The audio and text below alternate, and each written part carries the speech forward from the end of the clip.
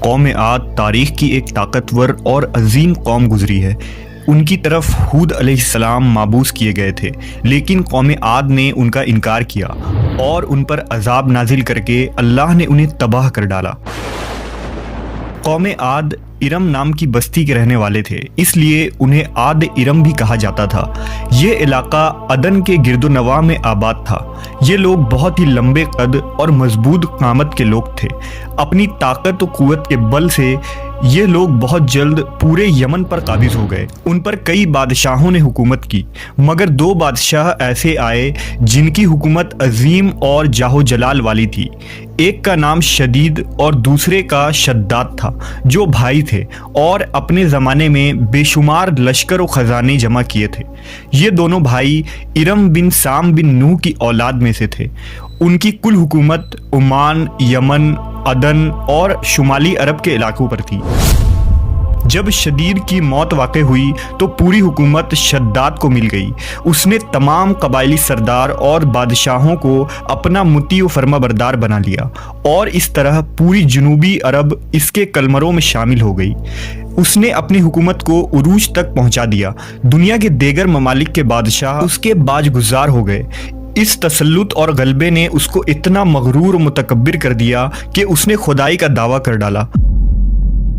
اس وقت کے علماء اور پیغمبروں کے پیروکار نے اسے سمجھایا اور عذاب الہی سے ڈرایا، مگر وہ کہنے لگا، میرے پاس اب دولت و حکومت سب کچھ ہے، اب خدا کی عبادت کی ضرورت نہیں، اور میں اب کسی کی اطاعت نہیں کروں گا۔ شداد نے حضرت ہود علیہ السلام کی زبان سے یہ سن رکھا تھا کہ جنت کیسی ہوگی اور اس کی نعمتیں اور خوبصورتی کا کیا عالم ہوگا، اس لیے اس نے زمین پر جنت بنانے کا ارادہ کیا۔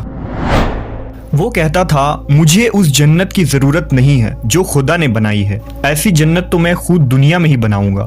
لہٰذا اس نے 100 معتبر افراد کو جمع کیا اور ہر ایک کو 1000 آدمیوں پر مقرر کیا، اور پورے دنیا کے ماہرین کو عدن آنے کی دعوت دی۔ اس نے اپنے بھانجے ضحاک کو، جو ایران کا بادشاہ تھا، کہلا بھیجا کہ جتنا سونا چاندی تمہارے پاس جمع ہے وہ فوراً میرے پاس بھیج دو۔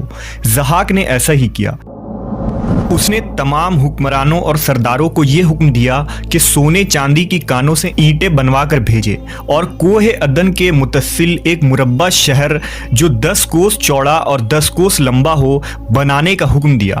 اس کی بنیادیں اتنی گہری کھدوائی کہ پانی کے قریب پہنچا دی، پھر ان بنیادوں کو سنگ سلیمانی سے بھروا دیا۔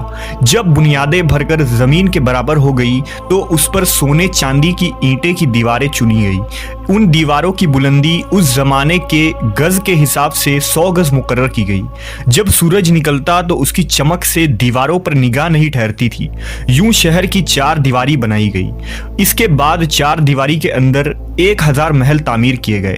ہر محل 1000 ستونوں والا تھا، اور ہر ستون جواہرات سے جڑاؤ کیا ہوا تھا۔ پھر شہر کے درمیان میں ایک نہر بنوائی گئی، اور ہر محل میں اس نہر سے چھوٹی چھوٹی نہریں لے جائی گئیں۔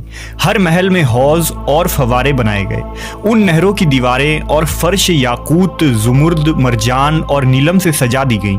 نہروں کے کناروں پر ایسے مصنوعی درخت بنائے گئے جن کی جڑیں سونے کی، شاخیں اور پتے زمرد کے تھے۔ ان کے پھل موتی و یاقوت اور دوسرے جواہرات کے بنوا کر ان پر ٹانک دیے گئے۔ شہر کی دکانوں اور دیواروں کو مشک و زعفران اور عنبر و گلاب سے سیقل کیا گیا۔ یاقوت و جواہرات کے خوبصورت پرندے چاندی کی اینٹوں پر بنوائے گئے، جن پر پہرے دار اپنی اپنی باری پر آ کر پہرے کے لیے بیٹھتے تھے۔ جب تعمیر مکمل ہو گئی، حکم دیا کہ سارے شہر میں ریشم کے قالین بچھا دیے جائیں۔ پھر نہروں میں سے کسی کے اندر میٹھا پانی، کسی میں شراب، کسی میں دودھ اور کسی میں شہد و شربت جاری کر دیا گیا۔ روایتوں میں آتا ہے کہ اس جنت کو بنانے میں 300 سال لگے، اور شداد کی عمر 900 سال کے قریب تھی۔ باغ ارم کے مکمل ہونے کے بعد وہ اپنے لاؤ لشکر کے ساتھ متکبرانہ انداز میں شہر کی طرف روانہ ہوا۔